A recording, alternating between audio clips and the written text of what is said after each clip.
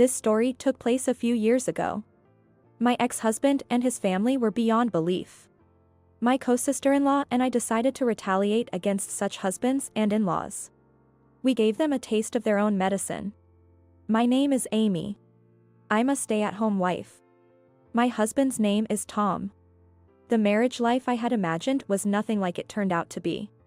Tom would just go to sleep as soon as he got back from work. The only time we could talk was during meals, but he once said, "Let me eat in peace," and our conversations dwindled after that. Our conversations became like work-related messages.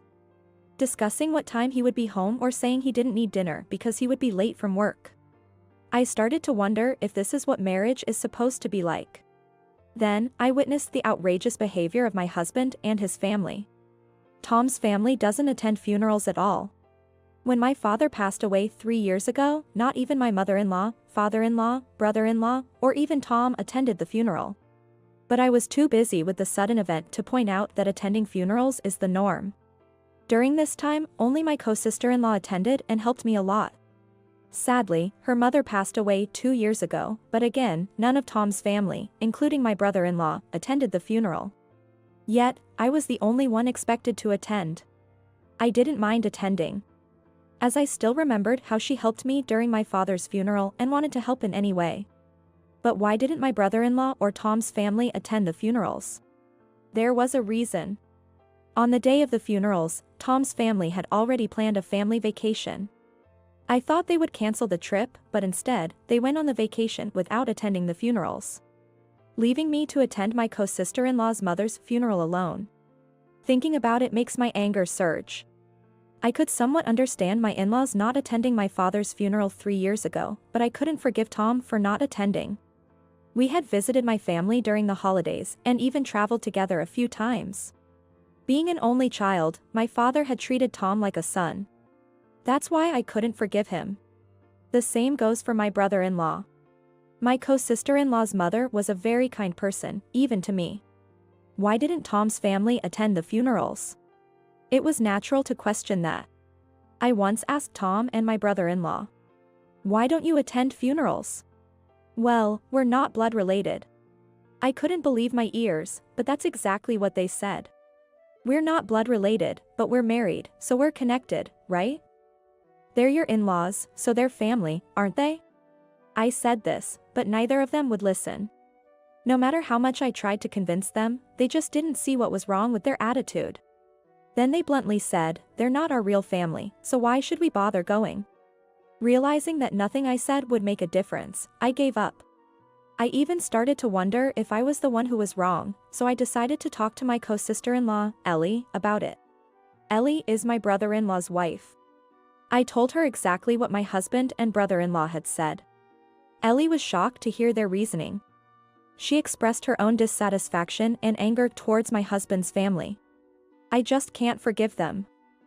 I've been thinking about what to do, and I've come up with a good idea." "Amy, do you want to join me?" Ellie said with a smile. I heard her proposal and wholeheartedly agreed. We decided to act together when the time came. We were both fed up with people who didn't value their spouse's family. Ellie is truly a wonderful person. She's great at cooking, always keeps the house clean, and I respect her for so many things. She's also beautiful and has a great figure. She's too good for my brother-in-law. She treats me like her real sister, and I love her so much that I always consult her first when something comes up. She's very attentive, and I think my father's funeral wouldn't have gone smoothly without her. I'm truly grateful to her. I know that Ellie's parents are really nice people. My brother-in-law must have been taken care of by them, and yet he didn't attend their funeral, which makes me furious. Since then, I've been waiting for the day to get back at them, continuing my married life as usual. Since my husband and I barely talked anyway, it wasn't too painful to think of him as just a roommate. The day of revenge came sooner than I expected. Early one morning, I got a call from my father-in-law. My mother-in-law had collapsed and passed away. My father-in-law found her on the roadside after she didn't return from taking out the trash. It was early in the morning and a quiet area, so her discovery was delayed. The cause of death was a heart attack. I woke up my husband and sent him to the hospital right away. Then I hurriedly called Ellie. I couldn't help but think that it was finally time for us to get our revenge. Ellie and I had planned 3 acts of revenge. The first was not to attend any funerals of my husband's family. Preparing for the second act, I started packing. I gathered all my belongings, packed them into the car I bought in my name, and put my personal savings book into my bag. Since my husband's family started acting suspiciously, I had been saving money just in case. I didn't have many clothes or accessories, so packing was quick. What I left in the house were my husband's belongings, large furniture, appliances, and a letter to him from me. The second act of revenge was to hand over the letter mentioning our divorce on this day. Ellie had been looking forward to this day too. I finished preparing and went to pick up Ellie. We laughed together at how little belongings we both had. Hey, don't you think we both have too few things? Maybe it was a sign of our eagerness to divorce and leave the house? Perhaps unconsciously, we had been avoiding accumulating more things day by day. Excited, we drove to a certain place. It wasn't the hospital, but our own parents' homes. I told my mom everything that had happened and apologized for being a burden for a while. My mom, who obviously wasn't pleased that my husband hadn't attended my father's funeral, finally spoke up. She said, it was unthinkable for a person to do that. And she was overjoyed about my decision to divorce. It seems Ellie's dad had the same reaction. So, we decided to relax at our parents' homes for the first time in a while. Around noon, a barrage of calls came from my husband. Ellie was getting the same treatment, so we both set our phones to reject their calls. Then, in the evening, I met up with Ellie. We exclaimed to let our hair down and headed to a nearby spa resort to stay overnight. We drank, sang at karaoke, and had a blast. The next day, we indulged in a fancy lunch we usually wouldn't go for and went on a shopping spree. By now, our husbands must have returned home, only to find our belongings gone and an empty house with the divorce letters. They might even be getting blamed by relatives for our absence at the hospital. Serves them right. We decided to just relax and not think about anything until the funeral was over. We contacted them around the time the funeral was over. Not wanting to talk over the phone, we just emailed to meet and discuss everything with my father-in-law included. A few days later, we all gathered at the in-laws' house. Our mother died, but what are you guys doing? That was the first thing our husbands said. Why didn't you attend the funeral? We got weird looks from the relatives. They continued, ranting and raving. Ellie and I, in unison, responded. We're not blood related to your mother. What are you talking about? You said it first, remember? So we just didn't attend the funeral of someone we're not blood related to, that's all, I said with a smile. Brushing them off. The 3 of them were so shocked, they just stood there with their mouths open. Then my father-in-law tried to argue, you came into this family as wives, it's different for us. You're okay to do it, but we're not. But we're not your wives anymore, so it doesn't matter, does it? No need for us to attend your funeral. Such a shame. Ha ha ha. Ellie said, sipping her coffee. What the hell are you talking about?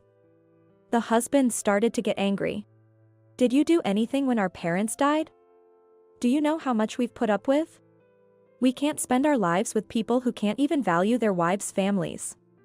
Live with your blood-related family, I declared. Then we stood up and left the house. We moved on to our third act of revenge. We had recorded the entire conversation. We sent it to all the relatives. In the email, we wrote, our parents cherished our husbands. Should we forgive them for not attending the funerals and going on a trip just because we're not blood related? What they thought after hearing the recording and reading the message. We would find out later.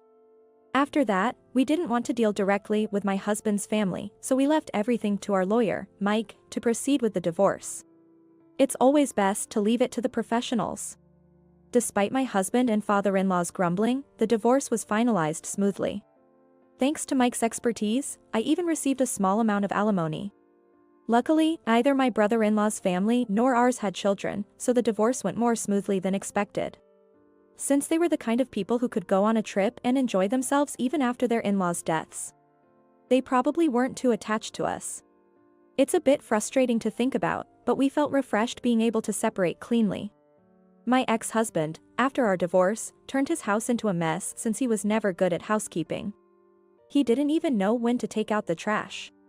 He started eating mostly junk food, which led to an unhealthy lifestyle, and eventually, he collapsed at work. My former brother-in-law was in the same boat and ended up canceling his apartment lease and moving back into the family home. I guess it's only a matter of time before my ex-husband does the same. The recording and email we sent to the relatives had a huge impact. They were bombarded with criticism from everyone. People like that are unbelievable. If the parents are like that, no wonder the children are too. We don't want anything to do with such people. They said, and since then, they've stopped inviting them to family gatherings. It's a classic case of reaping what you sow. As for Ellie and me, we're still great friends after the divorce. Our bond has grown even stronger since divorce. We both started working and, although we live nearby, we can't meet as often as we'd like. However, we always keep in touch and update each other on our lives. Let's definitely be happy. This is our motto. We both learned from our past marriages that rushing into things doesn't lead to happiness. It would be nice to meet someone great someday. Until then, I'm focusing on my job and self-improvement. I regret marrying my ex, but meeting Ellie was truly a stroke of luck. If it weren't for her, I'd probably still be enduring an unhappy marriage with my ex's family. I doubt I would have had the courage to divorce. I want to cherish Ellie forever, for giving me the courage to divorce and for her ongoing support. By the way, Ellie recently had a chance encounter at her new job with someone she liked in her student days. I can't wait to see how it turns out. And hope with all my heart that she finds happiness.